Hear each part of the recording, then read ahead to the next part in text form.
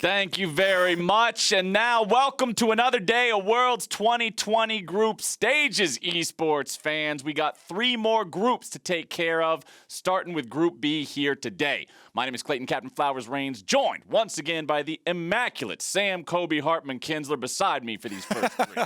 Why, thank you. Another great intro from Captain Flowers. I like how the Analyst set this one up because it is on paper and statistically this first match of DAMWON versus PSG Talon, the most lopsided single match of group stages going in. So everybody is probably actually rooting for the underdog here, stay for the DAMWON fans, trying to get some fireworks. I'm glad that Frost brought up, Kaiwing's roaming last time around because PSG Talon actually came into the game with a strong game plan. Roaming support around, trying to target Nuguri in the top lane with multi-person dives. However, the problem was DAMWON were able to punish it as soon as Kaiwing started roaming. 2v1 kill on the bottom side for Ghost and BeryL. They're like, you leave this guy alone in the lane, we're going right after him. And as the desk already said, the miracle run has got to begin here if PSG Talon want to have any sort of a chance of making it out of this group alive. A 0-3 start is a rough way to begin this final day of groups play, but that's where they're at, and they got to take down the big dog in the group. And that's why I want to jump right into the pick and ban phase, because this is one of the most fun phases where we get to do, pre-analysis for the teams to try and come up with a game plan to upset from PSG. I think they have to ban away Nuguri's Camille. This is this man's second most played champion with an 82% win rate. 33 games in his career. It's actually insane how good he is on it. Meanwhile, for DAMWON, the Twisted Fate, the Lucian, and maybe the Ornn to ban away possible tank here for Hanabi would be the biggest ones. Renekton is the other possible ban there for DAMWON Gaming that I would try and throw out. Well, the Senna will be the first ban here coming out from DAMWON. They don't want to allow some of that infinite stacking that we saw some of those shenanigans yesterday in the tiebreaker between G2 and Suning that looked like it might have given G2 their out, but Camille will be the next ban here coming out from PSG Talon. Yeah, as I said, it's kind of ridiculous. In 33 games over his career in competitive play, he has an 82% win rate on the Camille, so Hanabi definitely doesn't want to play against that, considering, especially right now in the meta, this is one of the champions that has been dominating, especially, with everybody taking grass, really more difficult to punish it in lane than it was previously. Meanwhile, there's the Lucian that we're looking for DAMWON. It's very, very common now on the red side ban.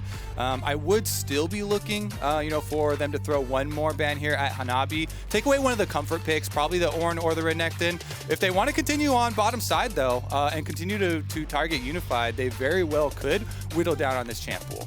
Not surprised to see the Nidalee banned away. That champion actually had the highest combined pick and ban percentage at 96% in group play for week 1. So lots of attention being paid to Nidalee, banned away here in this first game of the day. Orianna banned out, and what will be the first pick of the draft here for PSG Talon? Thinking about the AD carry, they lock in the Ashe.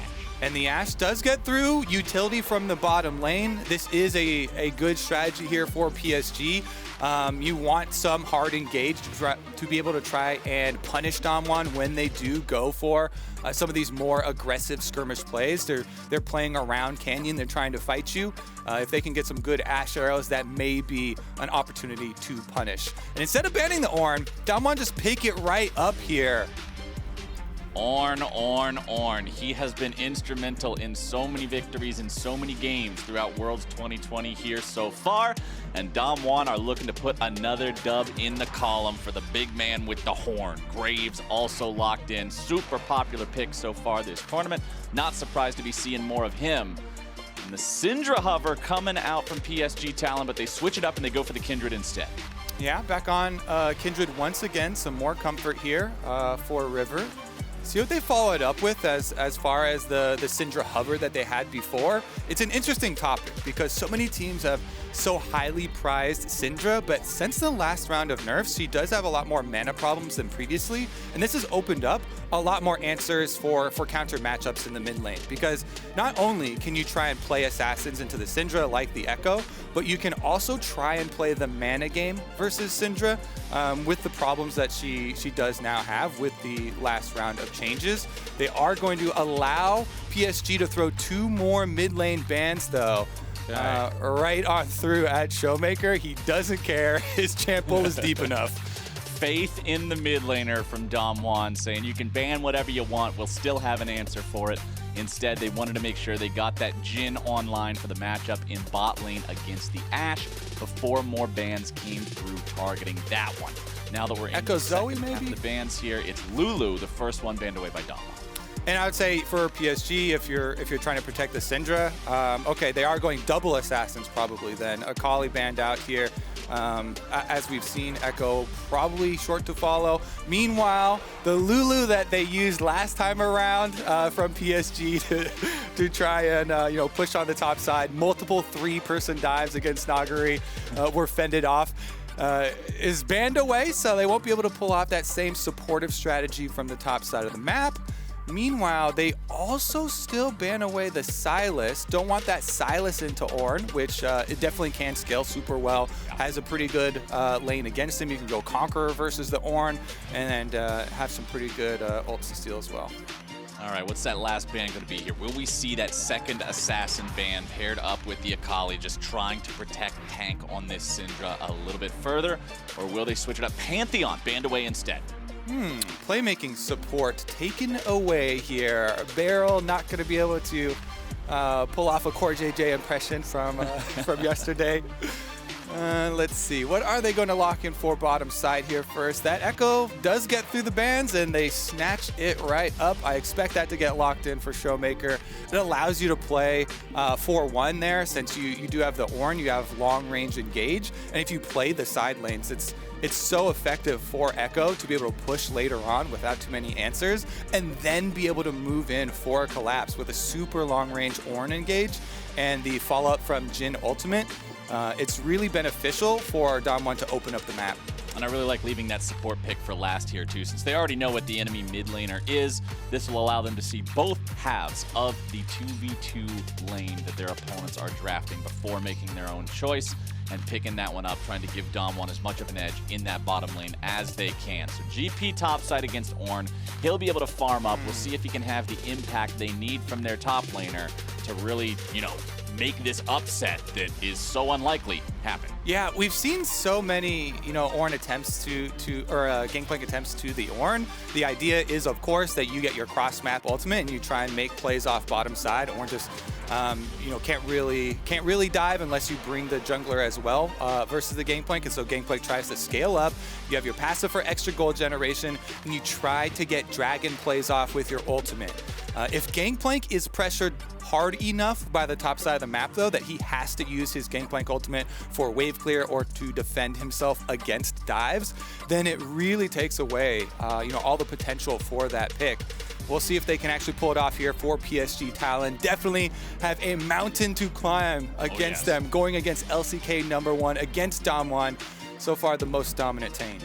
And look at that support matchup there in the bottom lane with the Tahm Kench locked in for PSG Talon. DAMWON will answer with the Bard, and that will be a difficult 2v2 for Tahm Kench to deal with. Yeah, BeryL roaming around creating plays could be very, very dangerous for them. We've already talked about how Canyon likes to go, pressure inside the enemy jungle. You steal away camps. If you've got a Bard, that makes it quicker to pull off these plays. It makes it more healthy because the Bard can also lay down your Coco to heal you back up, and it gives you the long range pick potential plus tower dive opportunities when he gets his ult. I like how you call it Coco because everyone uses Snow Day Bard. It's not even a healing shrine anymore. It's just a cup of Coco because that's the only skin everyone uses. It's like the Galio skin that throws buckets of chicken at people. I don't even consider it the Winds of War anymore. It's just a chicken skin at this point in time. But that just the most dangerous of chicken. Successful skin marketing right there. But we are just about to jump into this first game of the day. Remember, DAMWON is sitting pretty. This group, no team is tied in the standings coming into day 2 of play here. It's DAMWON at 3-0. It's PSG Talon at 0-3. And they must win every single game today if they want to have a chance of making it out of the group and continuing to play in Worlds past this day. There is a reason this group was deemed the group of death as soon as it was drawn. PSG Talon trying to fight their way towards a win in the group of death, and it is going to be a struggle. DAMWON is just such a force of nature in the games that we've seen from him so far. We already heard the desk talking about it, how it seems every single element of their gameplay, from their laning to their team fighting, their decision making, their cohesion, it's all there. And to dismantle a monster like this, PSG Talon is going to need to be clean. And let's not forget the trials and tribulations this roster has had to go through even getting here. Remember, they weren't even able to play with their complete roster in play-ins. They started off in the very beginning with 3 different subs, and then quickly were able to get their prime AD carry back, but still had to play with a substitute mid laner and jungler. Kaiwing and Uniboy, Yeah. you will be remembered as heroes. Honestly, those two coming in, getting PSG to where they are today, really valiant performance. But with the correct roster back in place, let's see what they can do. I did, again, like their plan and the preparation that they came into their first matchup versus DAMWON with. So I expect them to, again, have another pre-laid plan. We are getting a look at the level 1s. Kaiwing is the Hail of Blades Tahm Kench. Very potent champion in level 1. This has been on display from G2's Mickey, of course. You can stack up your passive extremely quickly and get your stun with your tongue lash from the acquired taste. Hanabi here, they'll try and do a pincer movement on this tri-brush, quite possibly, or even Kaiwing staying up here for a super cheesy first blood. It's honestly a tactical maneuver. If you do this though, and you keep your support up here, it means your carry in the bottom lane does have to cede minion wave control. Here we go. All right, Ornn walks up to the brush and then immediately uses the searing charge to get away. It's exhaust used for half of a health bar. Not even a summoner spell expended by Nuguri here. And look at Hanabi's health. He lost a good chunk of his own. So really, is the investment worth it? I'm going to say that is definitely not going to be worth it. You can see the punishment on bottom side. This is one of the points I was bringing up last time from the first time that we had DAMWON versus PSG. BeryL and Ghost immediately punished when Kaiwing went to roam. And last time around, they did get the 2v1 kill. This time around, they just get the early push on the minion wave. They get a little chunk onto Unified. He's got biscuits and health potions early on, so he does have some sustain, but it is going to mean the early level 2 for Ghost and BeryL. They should be able to pressure under tower, and we'll see if that results in any early CF deficits as far as miss CS under tower. It certainly is going to set up possibility for bottom side kingdom there for DAMWON. As we see, Canyon has actually full cleared his blue side and is playing up to the top side to possibly pressure Hanabi on the Gangplank for pushing. Yeah, we'll see both of these junglers here in the top half of the map right now. Also, remember, Kindred's in the game, so it's important to keep our eyes on where those marks are spawning. A lot of time, the Kindred players just kind of got to hope to RNG the appropriate spawn on the crab that she's going after. Otherwise, you just end up losing out on some stacks. And we could take some time here, since I don't expect there to be actual kill action going on, to just go over how you control Kindred marks. Because I've heard a lot of people, talking about it as a possibility, but not understanding exactly how it works. The first mark is guaranteed to spawn on the Scuttle Crabs, as everybody knows. That's the easy part, right? Yeah. It's going to be one of the two. Now, if you get unlucky and you don't get the first mark on your side of the crab that you've committed to, like River just did, it is 40 seconds for the respawn. Well, we're going to have some action here, so we'll pause on the Kindred talk. All right, a little bit of educational content interrupted by a brawl as River has to try to flash away, but it's actually first blood for River. Nuguri will fall down in the top lane, and it is a trade 1-for-1, but good heads-up play coming out from PSG Talon, making sure they get on the board first. But now Canyon, he is not quite done, looking for a little bit more damage onto Hanabi here. Won't quite be able to find it, doesn't force the flash. Good patience from Hanabi. Woo, River head into the wall right there, a little bit of pie on the face, but they still did get the first blood, got the kill to come in there, and they did, I believe, Did he switch his mark over? I'll have to take a look at the marks when it pops up next time, but it looked like they had a little bit of extra gain there. We'll see as far as the reset, though, because this is going to allow Nuguri, he does teleport right back out and starts pushing the lane.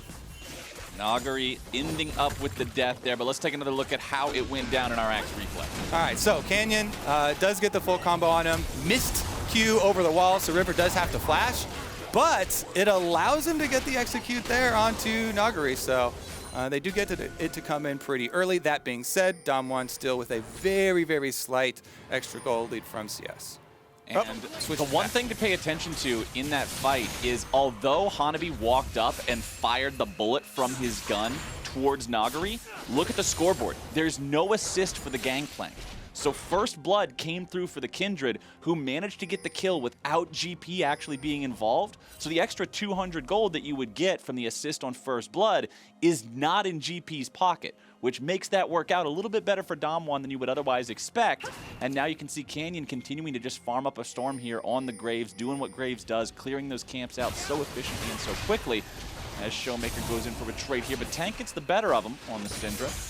And we saw in Champion Select that Syndra has quite a few plays already here in Worlds, but only a 39% win rate after 5 days of groups play. So all those sort of weaknesses and nerfs that you were talking about in the draft, we'll see if Tank and PSG Talon can circumvent those, as lots of good trading coming down. Solo kill for Tank. Flowers, you can see it on your screen as it's happening, as you're talking. I'm like, okay, this cannon is going to be some bait right here. And ShowMaker bites. Tank just waiting for him to go for the last hit on that cannon. He didn't want the cannon to get into turret range. He wanted to proc his passive on it to execute. He does get it, but he goes down and trade for it now. River in the 1v1. Not quite a full 1v1 as Hanabi's able to back him up there with the ulti, and when the mid laner rotates over as well, they make the plays happen. PSG Talon with 3 kills early on. Do you believe in PSG, Captain Flowers? They have the early game lead over DAMWON Gaming after these consecutive plays, chaining off a mid lane mistake from ShowMaker. Greeting for the Canyon, getting CC 100% to 0 to buy Tank's Syndra. Really nicely played by Tank. He saw him going for the Canyon, able to get that. And because of that play, because of the 1v1, he's able to go support River. You know, they have Gangplank ultimate, they have Syndra priority, and Canyon goes down as well. Yeah, that just seemed a little bit too hyphy there from Canyon. I mean, he gets into the 1v1, he's thinking, oh yeah, I'll fight Kindred, we both got Red Smite, I can outplay him. But it's not him you're outplaying, it's him and his buddy and his buddy's buddy. Team game, bruh. And all of a sudden, yeah, it's a team game, and you're just not in the best spot anymore. So Canyon finds himself dead for the first time this game. Of course, he still has the only kill so far for DAMWON Gaming. They're still only 200 gold behind, so I do want to go ahead and point that out. Although there are 2 kills in the lead here for PSG Talon, when you look at the farm, it's still not that big of a deal because remember, let's go back to what you were talking about earlier, that level 1 lane kingdom setup that we got to see in the bottom side here for Ghost and BeryL, putting themselves in a good spot. The nature of Bard versus Tahm Kench to begin with. You can see a 15 CS lead here for Ghost. Yeah, when you get the early push there as Jhin Bard, you're going to be able to lay on the harassment. They've done just that. This also opens up BeryL to go make plays across the rest of the map. And as far as tempering some expectations here for PSG, like we said, they actually had a really good game plan going into the first matchup as well.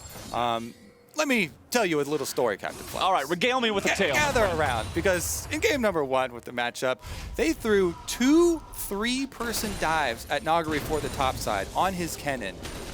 Consecutive here at his level 5 and at his level 6 to try and get him super far behind. And yet, Nuguri still ended up with 4 solo kills in a single game. That's the most of anyone from the first round robin in the whole tournament. And he acquired those 4 solo kills in a single game. And possibly the most impressive thing about DAMWON, as the desk was referring to, is that they are so versatile now. It doesn't have to be a Nuguri 4 solo kill, hard team fight carrying game. He's on Ornn this game. They have so many other threats that they can go for. So while PSG with this early lead should be hyping themselves up, still need to remain focused here because DAMWON have been very good at pulling these leads back, and bottom lane is going to be a point that they try and do that on.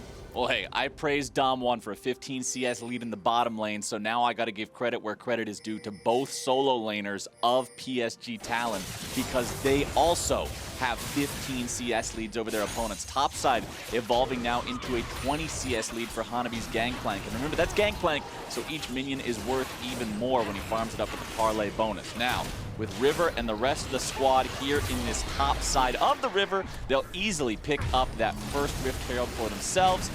And let's see, ooh, the face check from Hanabi, forced to flash over the wall there as Canyon threatens the kill. And we're seeing in action multiple times how good Canyon's preparation is. When you are able to set up as Graves in these brush, remember when he was able to do it versus River, expecting the top lane dive. Here, after the Rift Herald's taken, you get that global alert. It's very easy to assume that they're going to come straight up the river. But Graves from the brush is able to get these huge chunks. You get the summoner spell there. It's all about trying to predict and control your opponent's pathing. And those are the ways where you see the best junglers create their own advantages. A lot of people have been hyper-focused on the junglers that have just been farming their own camps, because that is actually the lowest form of value creation for junglers. And there are so many other opportunities, farming your opponent's camps, setting up your vision, Dragon's Towers, lane pressure, that you should be trying to create proactively rather than just cycling. And Canyon is one of the very best in the world at doing that.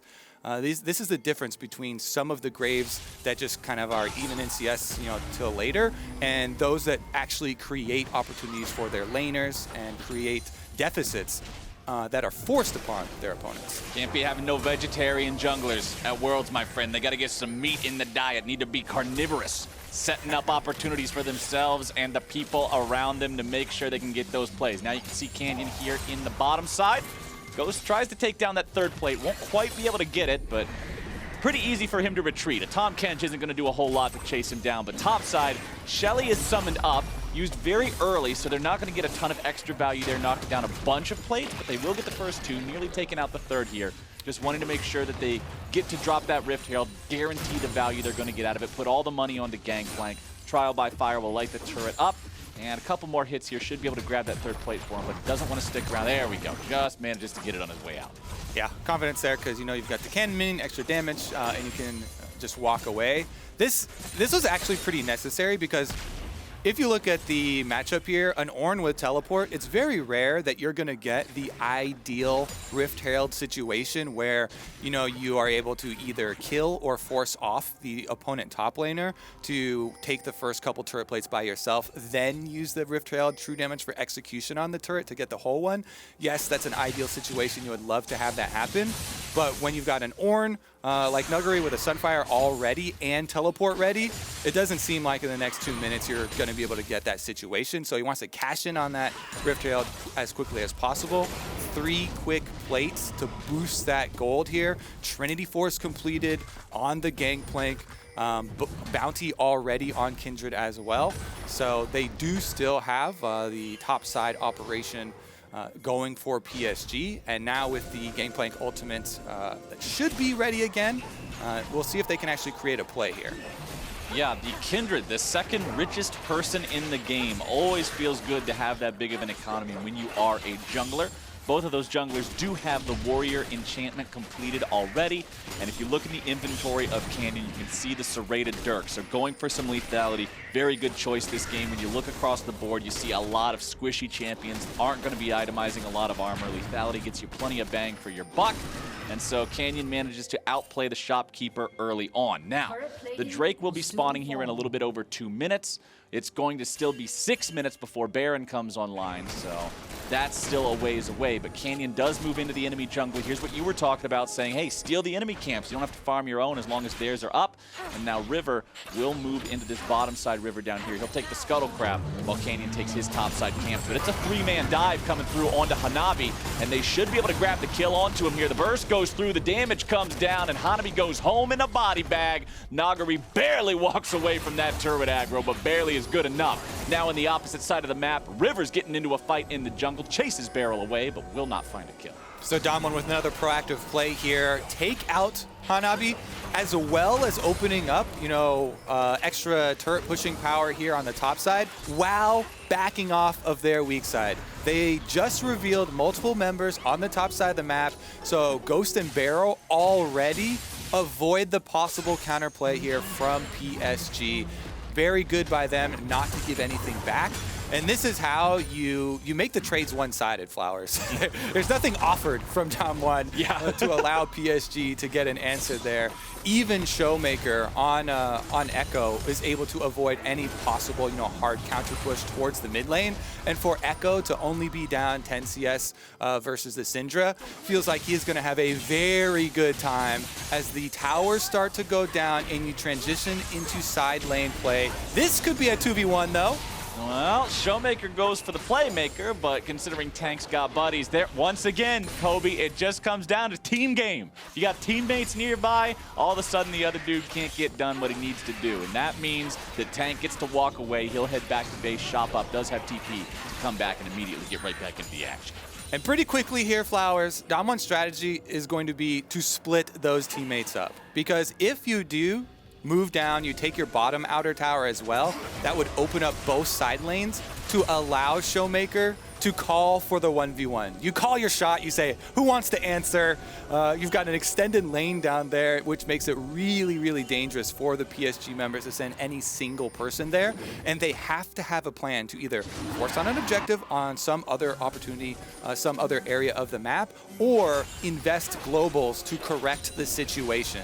So that's why the transition here towards the mid game for DAMWON should be pretty easy for them to pull off. They teleport ShowMaker right immediately back down to the bottom lane to start hard pushing. Next goal is to get that second outer tower down. Dragon going to be started up as well. And Talon do have Hanabi's teleport.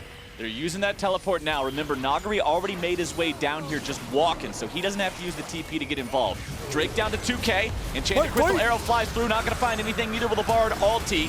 But River is able to grab the kill onto the Drake, but now the health bars are popping and PSG is dropping. ShowMaker grabbing the kill onto Tank as the fourth shot flies through and finds a second. It's Tank and Kaiwing both down. It's the Drake over to PSG, but they must trade two for it. Might turn into a third here. Hanabi tries to get himself away, will manage to escape thanks to the oranges. And DAMWON will gladly give away that Dragon Smite fight if they get the outer tower on bottom side. After these extra kills that they pull through, Dragon Fight, not only is bottom lane going down at the same time, but they're even threatening the dive. Canyon on the side could set up some serious damage here. Remember, he doesn't have the ulti ready to go. BeryL's nearly killed off. Unified's doing a lot of work chasing these guys away and does manage to keep that turret protected. And that means that PSG Talon will not give over the additional objective on top of losing that bottom lane turret.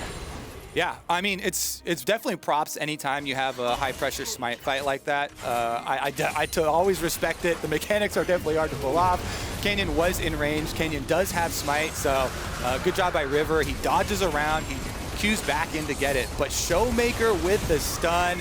Actually insane there, even though Tahm Kench is there for a devour. It's the two quick pickups for DAMWON. They even had Nuguri flanking in, and while Nuguri's ultimate doesn't catch them, it's because his ultimate got two more flashes. So they extract so many cooldowns that they don't feel bad about losing that smite fight. They get all three outer towers, and that game plan has unfolded, Flowers. Yeah, and it's not like they're in a bad spot where their opponents are just stacking Drakes now. I mean, considering DAMWON was able to get the first one, that's not really that big of a deal. It's tied up 1-1. Everybody's still 3 Drakes away. That's 15 minutes from a potential soul, even if they get the next 3 in a row. So plenty of time for DAMWON Gaming to work with that. They still command a 3,000 gold lead over PSG Talon right now.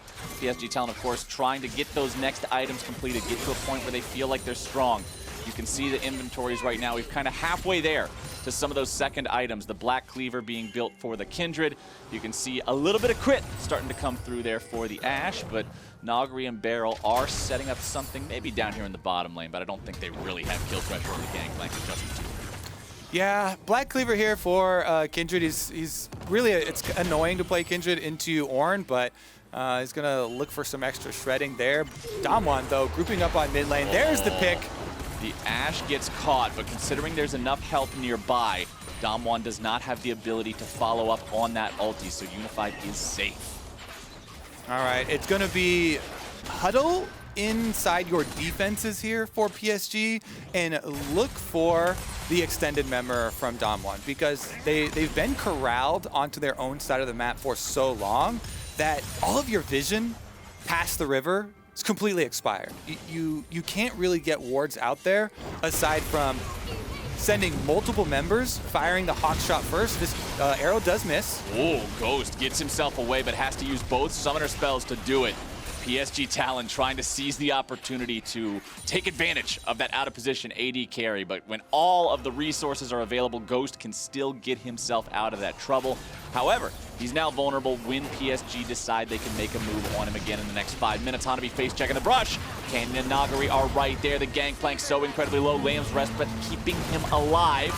Ornn comes through. Hanabi walking away. A little bit of follow-up damage there from BeryL, but they won't be able to find him, and now the turnaround's coming through from PSG Talon. BeryL's on the run. Kaiwing here on the front line, gonna be stunned up against the wall. Damage continuing to follow up. Deadly Flourish locks him down. Unified walking around. Unified dodges away from the shots, but Nuguri takes him down with the eruption. BeryL with that stun. Oh my goodness. Every time a Tahm Kench goes down, being CC'd and not being able to get off the gray skin, a smile goes across my face, honestly. Oh yeah, back on the bench with the Kench, baby. Yeah, that guy's down and no possibility of a savior. This should be DAMWON really pushing their advantage.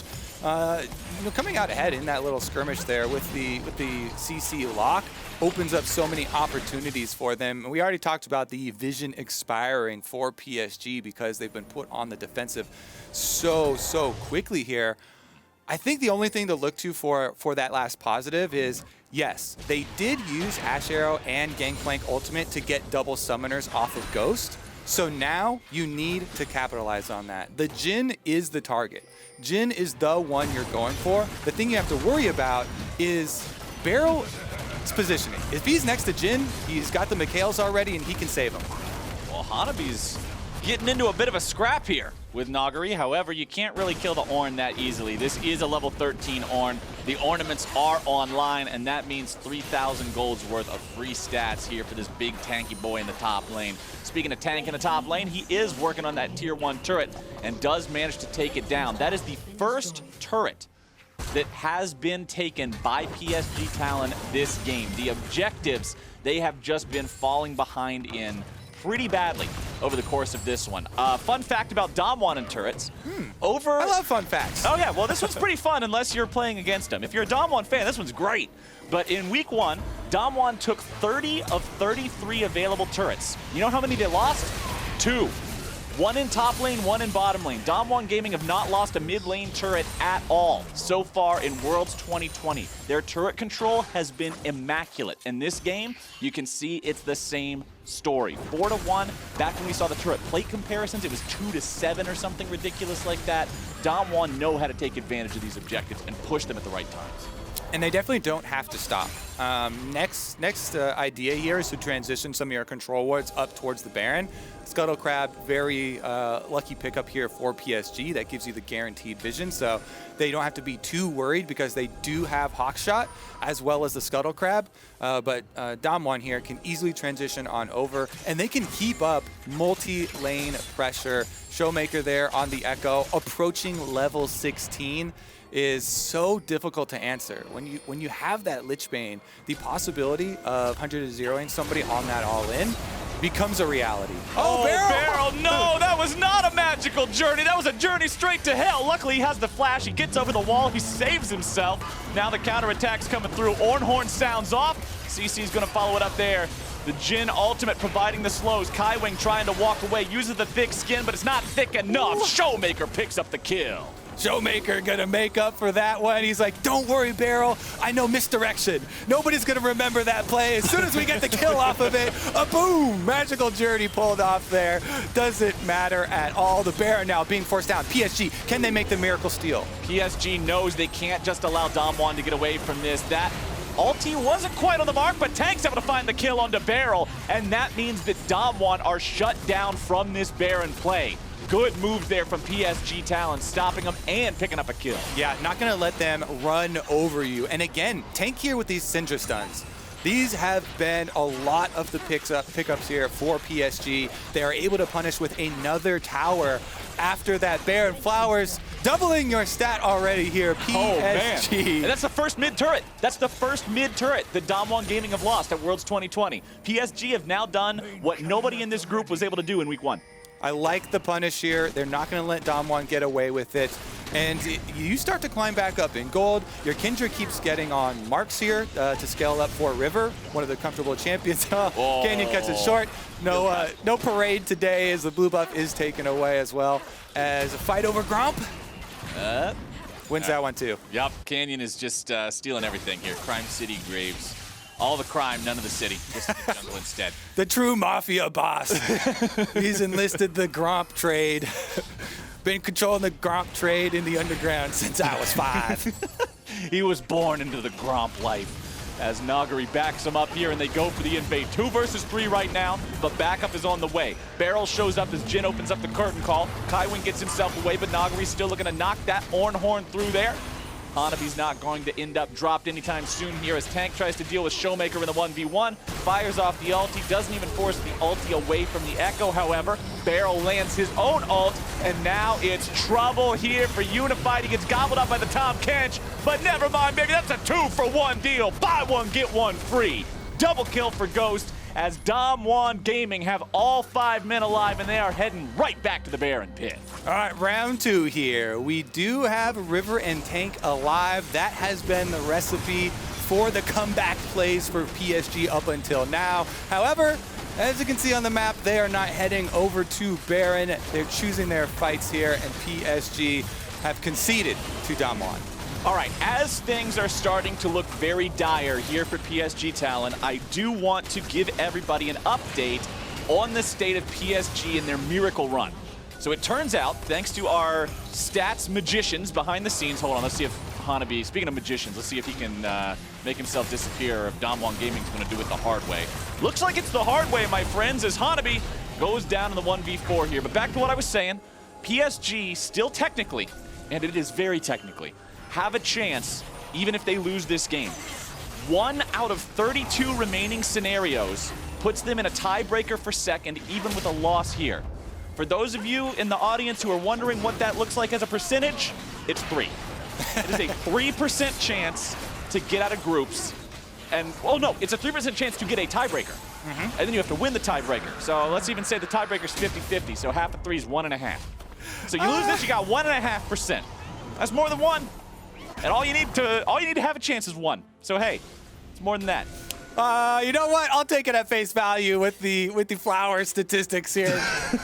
Hey, you know man, what? it's either getting out of groups is 50-50. Either do it or you don't. There's your math. Honestly, true. Everything is a flip. Let's just flip it here. DAMWON now with the Baron, ready to flip this base over. Bottom side is going to be the last secondary turret that they try and focus on. Again, ShowMaker now is that level 16 on Ekko. With the Lich Bane, he'll cut right through that tower. Meanwhile, mid lane not going to stand much longer either. No, sir. Mid lane tier 3 turret just collapses. Bottom lane tier 2 turret says, don't worry, buddy, I'm coming with you. ShowMaker makes short work of that one, and now with a 7-2 turret lead, 10-4 kill lead, tied up Drakes and an 8,000 gold edge, DAMWON Gaming are looking to put this one to sleep. Let's see if they can make this one last fight count here. If they get a good fight, it is all said and done. Mid lane inhibitor is already gone. Cannon minions cleared out of bottom lane. 1 minute left on the Baron, so there's still going to be a couple more waves that DAMWON get to enchant with that Baron buff, push up here and try to end this game with.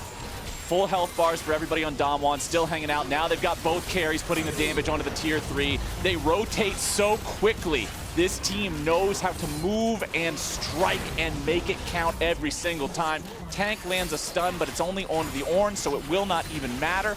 Minions continuing to push up. Here come the super minions. Baron still buffed up for another 30 seconds. Nexus turret number 1 is already gone. Here comes the Ornn horn. There goes the follow-up. Kaiwing keeping his AD carry alive as Ornn is once again stunned. Nuguri soaking all the damage here in the front line, but into the back line goes ShowMaker, Playmaker, Life Taker.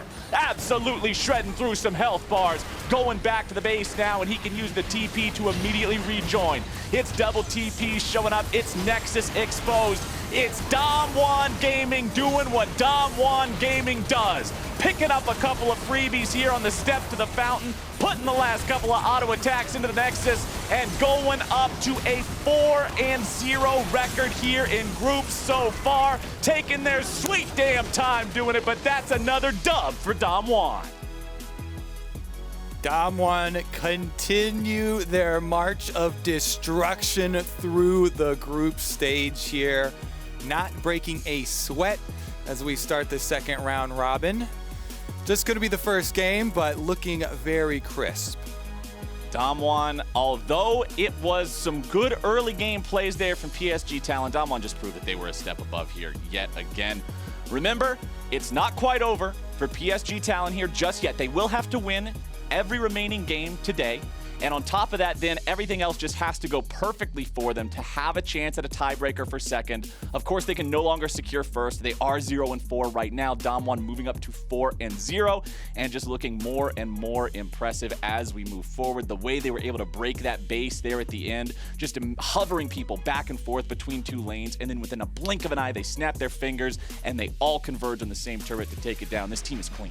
Yeah, they definitely are. But when you have teams like this that are so heavily favored, that have come in with, you know, such an aura of invincibility around them, you have to nitpick.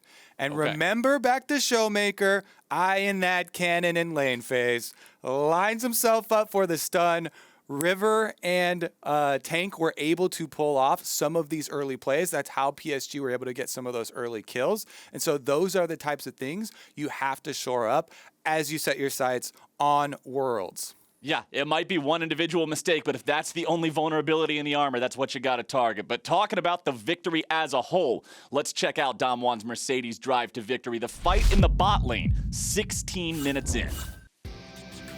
All right, take me back here, right through the rift. Arrow does go through, Canyon dodges it. This was the smite fight, nicely picked up there by River, but ShowMaker flashes in, catches them on the edge of the Ekko stun.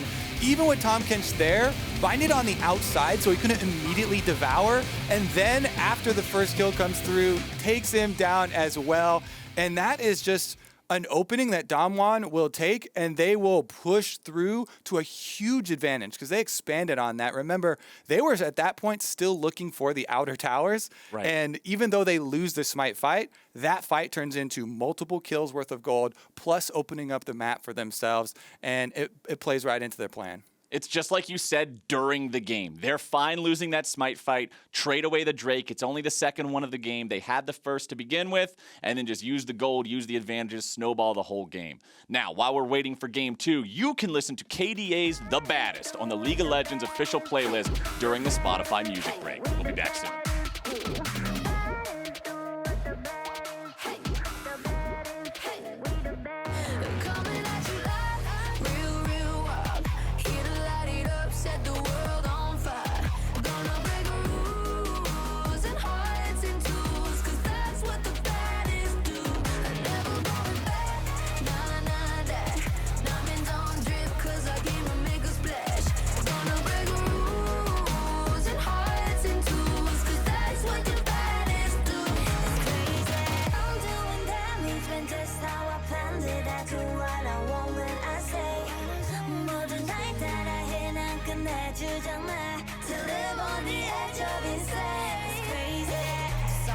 For being the best, 언제든지 내가 좀 해. Look at the gold, all on my chest. Look at the gold, call it a flex.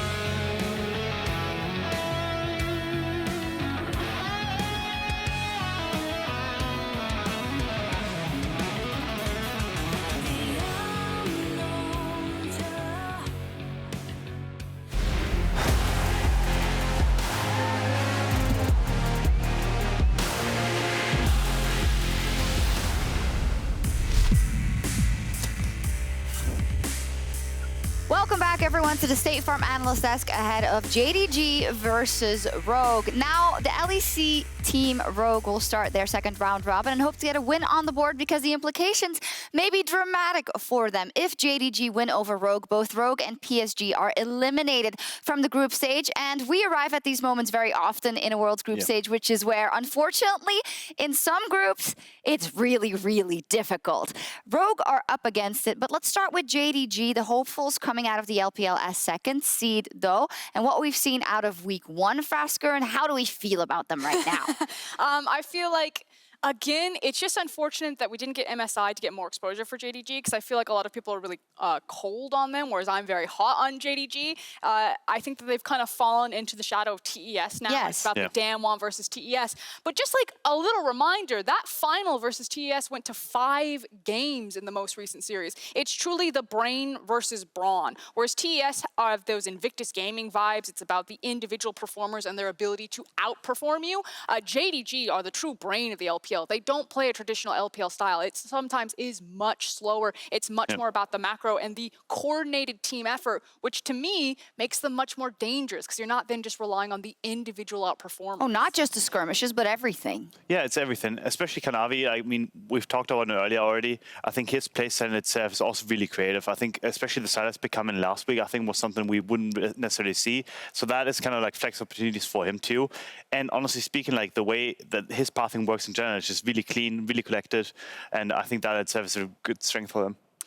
It just occurred to me, but I think it's such a cool point. If you have kind of the ghost of Invictus Gaming in TES with their playstyle, What are you gonna spin now? You have the ghost of FPX. For those who don't know, Doinby's first team was Jingdong JDG Gaming, and Yagao, when Doinby left, was supposed to be the replacement, and a lot of people are like, how could you ever live up to Doinby? You are just a stable, mediocre mid laner. At every single turn, Yagao has put them down and shut them down. So it is quite cool to see FPX and IG not here, but their spirits live on through the LPL representatives. And it's cool that just another new representative coming out of the LPL, and now they're living up against that fact that you have 2 world championships, 2 world champions back-to-back out of the LPL. How good can these guys be? And they're going to start to prove it today, and that's bad news for Rogue. And also, when we talk about this stylistically, you talk about the brain, and I'm like, well, Rogue is kind of the brain. You talk about playing as a team, well, Rogue is kind of that. The problem is, you're probably a worse version. So, amazing. Tell me, honestly, lay it down for me.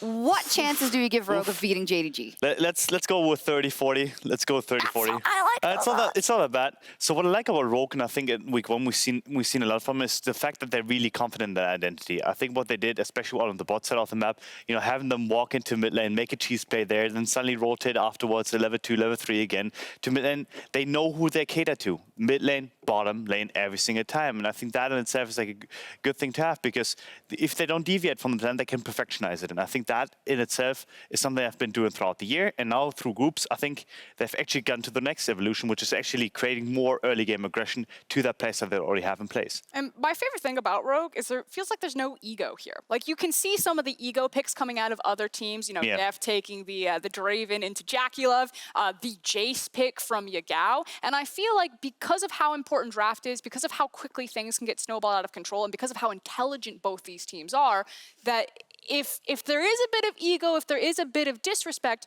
Rogue are good enough that they can punish you. So I am in a similar vein to Amazing, where I still give this as favorites for JDG, but there is a world on the other side of the desk where it's like, wow, Rogue won, what happened? And you're like, well, that draft was a bit of a mess from JDG. They disrespected and Rogue slammed them for it.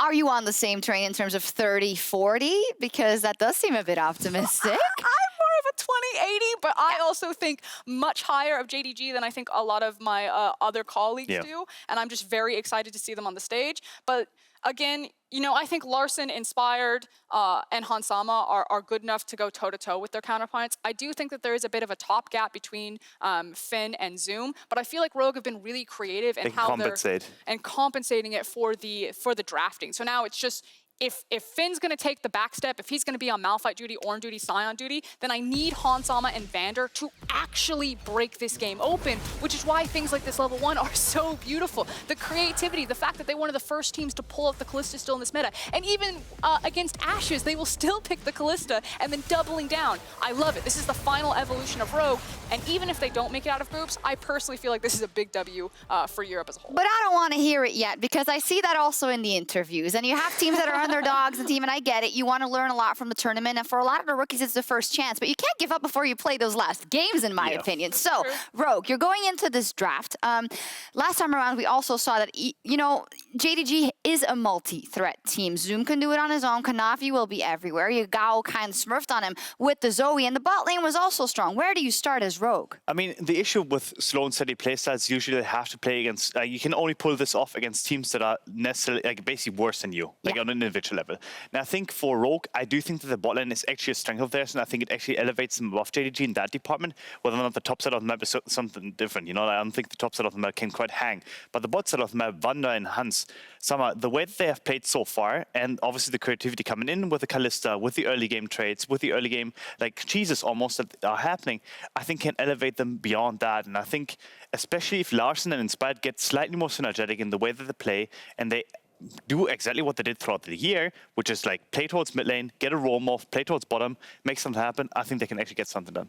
I think there are certain teams that can break draft difference at the top end. The DAMWONs, even the G2s, depending on what team that they're facing. I do not think that Rogue or JDG can break draft difference just because of the nature that they play. Draft, in my opinion, will be the most important between these two teams, and you can probably very quickly call this game as soon as you see what's happening in draft. Well, then let's get into it.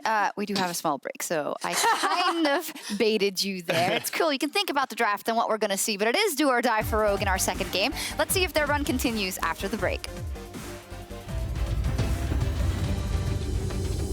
As the arrow comes down from Hansama, it looks like the pincer moon is on as Lumao gonna flash himself to try and get out of the way as he does pick up the kill onto the bear. 1-for-1 so far in this small skirmish, but Lumao in between two turrets. Rogue do need to be very, very careful. Through gets a Drowsy somehow. How the heck did that work? You got Sleep slated upon Sleep, says that's gonna be a gap close from Vander as there's the flash forward, the slice, the dice spin gonna be taken down. It's a double kill. But now for Rogue, they have to contest with two of the best teams in the world, JD Gaming and DAMWON, wait in that group.